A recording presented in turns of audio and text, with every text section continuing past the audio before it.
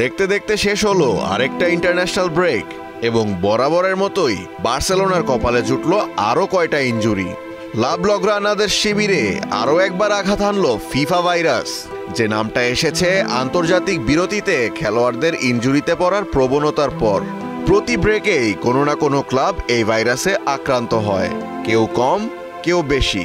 এই মৌসুমেও যেন FIFA virus বার্সাকে রীতিমতো মুমূর্ষু করে তুলেছে।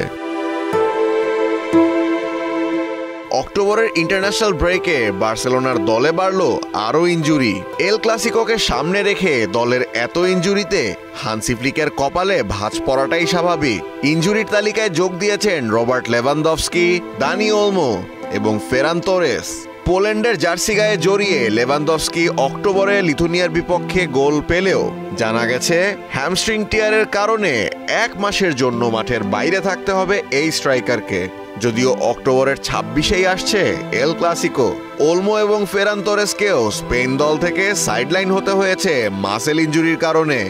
ওলমোর কাফ মাসেলের সমস্যা থাকলেও তোরেসকে এল ক্লাসিকোর সময় দলে পাওয়া যাবে বলে আশা করছে বার্সা।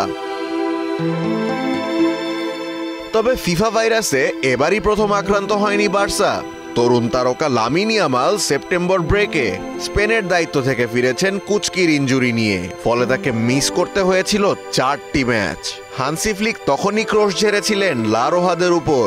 তবে অক্টোবরের ব্রেকে যেন আরো বড় করে বার্সায় ফিরল এই ফিফা ভাইরাস। তবে জাতীয় দলে খেলার সময় ইনজুরিতে না পড়লেও গাভি, আন্দ্রে তার স্টেগেন, জোয়ান গার্সিয়া এবং রাফিনার মতো বড় তারকারাও ইনজুরির কারণে সাইড লাইনে আছেন লম্বা সময় ধরেই। তাই এল ক্লাসিকোকে সামনে রেখে দল সাজানো নিয়ে বেশ কাঠখড়ি পোড়াতে হচ্ছে হান্সি ফ্লিককে।